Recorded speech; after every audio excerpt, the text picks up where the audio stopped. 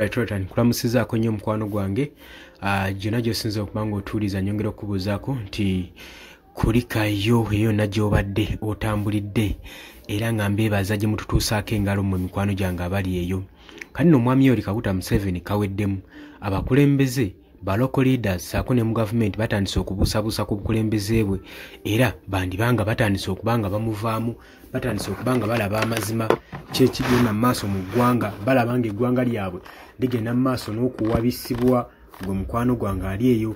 Bavuddeyo ne bagamba Mwami Yoweri Kaguta Museveni takyali fit, tali fit n'akamu kutwala ggwanga lino mu maaso, era kijja kubeera kizibu nnyo bagamba n'okubalimba nti asobola okuba ng'afuga eggwanga. Agamba kino tekisaasobekerako wadde n'omulundi n'ogumu n'ogw'eddagala olw'ensonga zibawadde wano wammanga.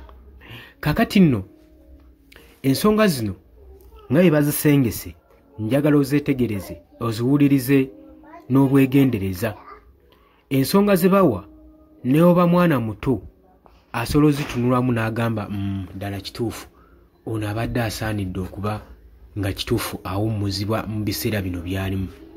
Ani avuddeyo akulidde obulumbaganyi buno ye former RC5 chairperson ow'Entungamu district local government.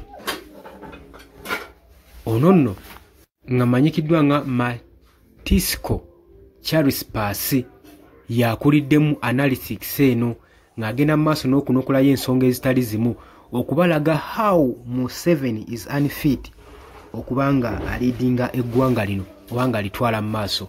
Agamba kati takyalinamu wadde n'otonde n'erimu ery'okuba takyalina stamina mu bufunze mu kuba nga atwala eggwanga lino mu maaso. Oli ku Yogi Update Civic osinza obba ng'otuwuliriza gw'atannatweyungako kkirira wansi waliwo ekigambo subscribe kikooneko obeere ng'otwegattako gwe mukwano gwange ali eyo ampuliriza. Abali mu diaspora mbalamusizaako nnyo mwebale kwekuumira ku Yogi Update CV.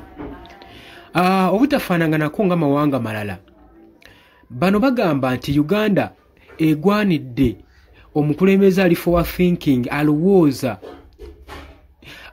ku bukulembeze era ng'afokasinga ku welfares ez'abantu. Uganda yeetaaga omukulembeze oyo assaamu bannansi ekitiibwa era oyo assaamu amateeka g'ensi ekitiibwa era oyo asobola okupolomootinga ebyetaago n'enkulaakulana mu ggwanga.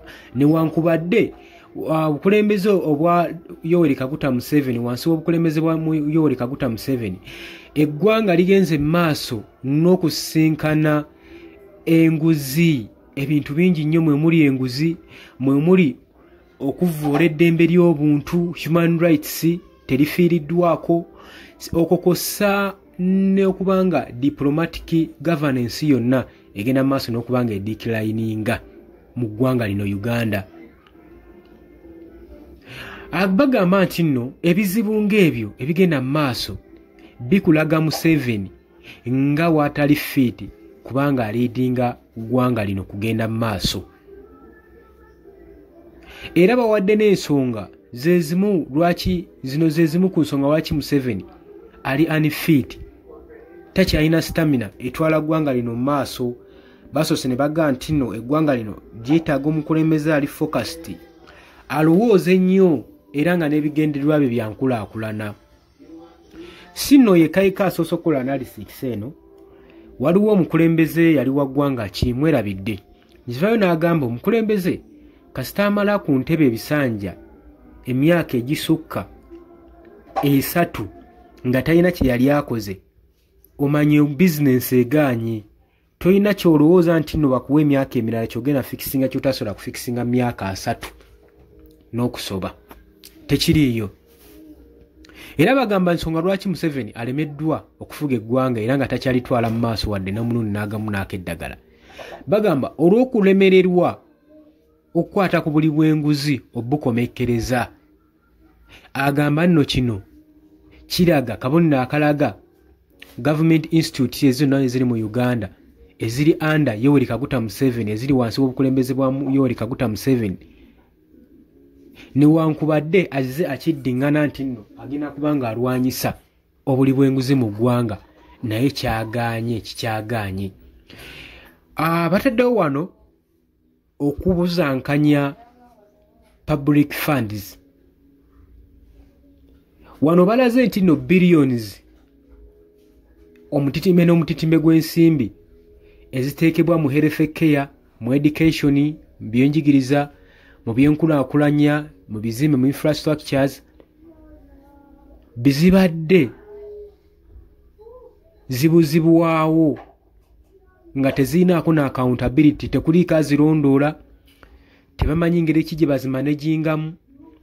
Naddala example bakuwadde eya COVID-19 funds ezo zonna ezagenda mu maaso n'okuba nga zibulwankanya sente amabaati agali galina okugenda Kalamojje engeri gye gabulwankanyamu ate nga gatandikidde nga ofiisi ya Prime Minister yennyini yegenda mu maaso n'okuba nga egabuzaawo oba nga egenda mu maaso n'okwenyigira mu bikolwa nga bino.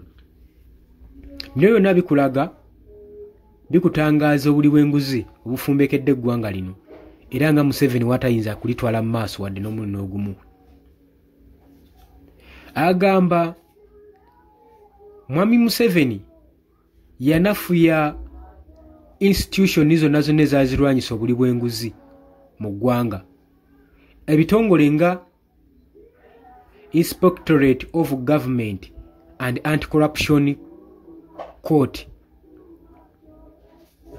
lizze liwakanyizibwa nga balwanyisibwa olw'okuba nga balwanyisa buli bwanguzi nga bagenda mu maaso n'okubeerako ne State Connection individual bataddewo okubanga bagenda mu maaso n'okwescapinga justice. Kati ebino byonna w'obitunuulira n'obiraba bikulambika nti omusajja w'emyaka 8 alemeddwa okulwanyisa obuli bw'enguzi oluvannyuma lw'emyaka 38 mu buyinza. Kiba kikwolesa era n'obutangaavu obw'ekitalo nti kiri kiriya okulaakinga capacity okuleeta omulamwa gw'enkulaakulana mu ggwanga nti tasobola kutwala ggwanga lino mu maaso yadde n'omulundi n'ogumu n'ogw'eddagala. Violation okutyoboola eddembe ly'obuntu, human right violence eyeeyongedde ensangi zino. Uganda erina n'obujulizi ekulaga nti nno demokrasiya mu ggwanga agenza adikirayininga. Mu ggwanga temukyalimu ddembe olw'okuba nti nno obumenyi bwa ddembe ly'obuntu bwongedde okubanga bugaziwa okukosa ne insecurity nga buno nno wano nno tulina oteekawo nnyo ekinyusi kubanga abagenze maaso n'okuvvoola eddembe ly'obuntu mwe muli ebitongole ebikuuma ddembe nga bigenda mu maaso n'okubeera nga biparticipatinga mu kuvvoola eddembe ly'obuntu. Naddala ba military agencies okugeza nga CMI, Special Force Command, SFC, UPDF, bino nonna birabiddwako nga byenyigira mu bikolwa ebityoboola eddembe ly'obuntu nga bagenda mu maaso n'okubuzaawo n'okucunya, okutta, okusiba, okussa n'okutagetinga abawagizi abali ku ludda olw'opposition saako n'abo abawakanya gavumenti.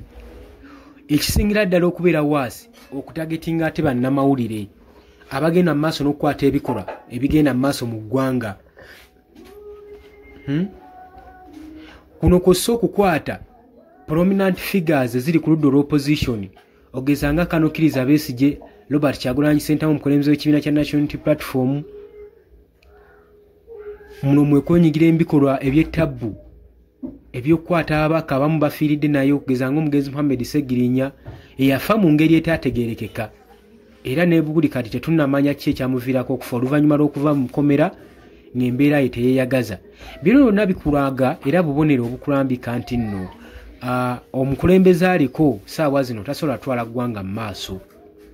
Omusango gwa Alan Ssewanyana saako ne Muhammad Ssegirinya bukyanga bava ku kkomera kati Alan Ssewanyana azizzaayo ku kibonerezo ekye. Omusango guno alina okusaavinga emyaka 2 mu kkomera ku lw'omusango ogwaliwo ogugambibwa nti bagwenyigiramu ogwali emasaka ogw'ebijambiya naye bino byonna nga babikola lwa bufuzi naddala akalulu kano nga kasembedde aka 2026 kitegeeza ebikolwa nga bino bigenda sigala nga bigenda mu maaso. Simanyi gwe olowooza ku nsonga eno. Bantu bangi bagenze mu maaso n'okubonaabona olwa gavumenti eno kwera ebitagenda bulungi. Oli ku Yugi Update Civic osinza obba ng'otuwuliriza osobola okudropingawo endowooza mu comment section. Olowooza Museveni akyali fit okutwala eggwanga lino mu maaso? Ye lwaki alemedde ku ntebe newankubadde abasinga bagamba nti ekimulemeza ku ntebe agikuumira mutabani we Muhoozi Kainerugaba asobole okuba nga agisanga. Golowooza kino we kiri? Ye munnayuganda agenda kukola atya okwettaawuluzaako okubbulula eggwanga lino eribbidde?